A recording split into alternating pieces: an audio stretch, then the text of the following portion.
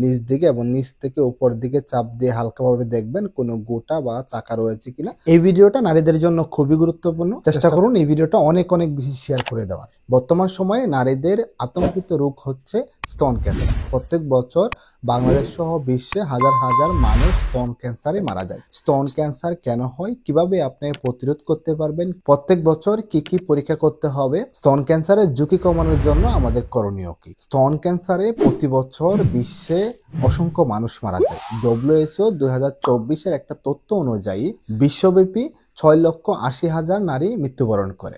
Cancer জনিত কারণে নারীরা মৃত্যুবরণ করে, এর মধ্যে স্তন ক্যান্সার রেশিও অনেক বেশি। বাংলাদেশের প্রেক্ষিতে প্রত্যেক বছর 13,000 থেকে 15,000 নারী স্তন ক্যান্সারে আক্রান্ত হয়। এর মৃত্যু হারও অনেক বেশি, কারণ এই রোগটি অনেক দেরিতে ধরা পড়ে। বাংলাদেশে নারীদের মধ্যে ক্যান্সার জনিত মৃত্যুর মধ্যে স্তন ক্যান্সার অন্যতম শীর্ষ অবস্থানে। কারণের মধ্যে রয়েছে সচেতনতার অভাব, পর্যাপ্ত স্ক্রিনিং বা পরীক্ষার সুযোগ না থাকা, দেরিতে রোগ নির্ণয় করা, চিকিৎসার ব্যয় এবং সহজলভ্যতার কারণে হাজার হাজার মানুষ প্রত্যেক বছর স্তন ক্যান্সার আক্রান্ত হয়ে মৃত্যুর ঝুঁকিতে পড়ে। স্তন ক্যান্সার তখনই হয় যখন স্তনের কোষগুলো অস্বাভাবিক হারে বাড়তে থাকে।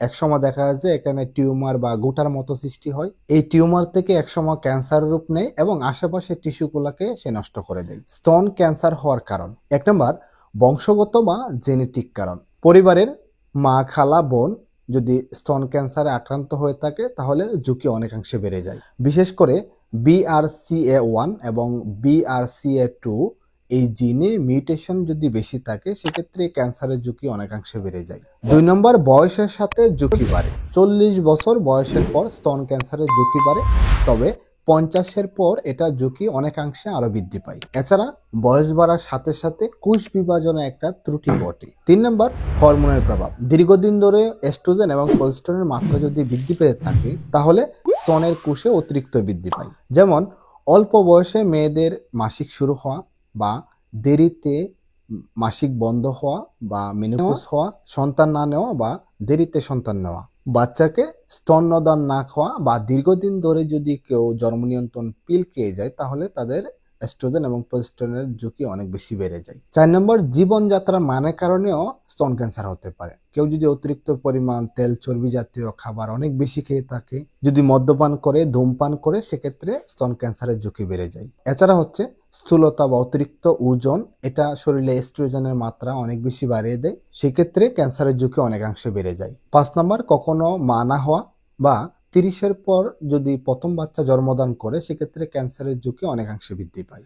এছাড়া হচ্ছে মেনোপজ বা মাসিক বন্ধ হওয়ার পর কেউ যদি ঘন ঘন ওষুধ খেয়ে মাসিক করানোর চেষ্টা করে তাহলে এস্ট্রোজেন এবং প্রোজেস্টেরনের মাত্রা বৃদ্ধি পায়, সেক্ষেত্রেও কিন্তু স্তন ক্যান্সারের ঝুঁকি অনেকাংশে বৃদ্ধি পায়। স্তন ক্যান্সার থেকে বাঁচার জন্য এই 5টি কাজ অবশ্যই নিয়মিত করতে হবে। প্রত্যেক মাসে নিজের স্তন নিজেই পরীক্ষা করুন। প্রথমে আপনি সাবান দিয়ে 2টা হাত ভালো করে ধুয়ে নেবেন, তারপর একটা গ্লাসের সামনে দাঁড়াবেন, তারপর একটা হাত পিছনের দিকে এভাবে রাখবেন এবং অপর হাত দিয়ে আপনার ব্রেস্টের উপর থেকে নিচ দিকে এবং নিচ থেকে উপর দিকে চাপ দিয়ে হালকাভাবে দেখবেন কোনো গোটা বা চাকা রয়েছে কিনা। সেম ভাবে হচ্ছে ওই হাতে ওই ব্রেস্টটা আবার দেখবেন কোনো গোটা বা চাকা রয়েছে কিনা। 2 নম্বর, বছরে কমপক্ষে একবার হলেও ক্লিনিক্যাল পরীক্ষা করে দেখে নিতে হবে। তৃতীয়, বয়স 40-এর পর নিয়মিত মেমোগ্রাম করতে হবে, ওজন নিয়ন্ত্রণ রাখতে হবে এবং স্বাস্থ্যকর খাবার দাবার গ্রহণ করতে হবে। 5 নম্বর, সন্তান নেওয়া এবং স্তন্যদান করা, এই দুইটাই ক্যান্সারের ঝুঁকি অনেকাংশে কমিয়ে দেয়। ধন্যবাদ সকলকে। এই ছিল আজকের মতো ভিডিও। আপনার যদি কোনো মতামত থাকে অবশ্যই কমেন্ট করে জানিয়ে যাবেন। নতুন হয়ে থাকলে ফেসবুক পেজ এবং ইউটিউব চ্যানেলটাকে সাবস্ক্রাইব করে যাবেন।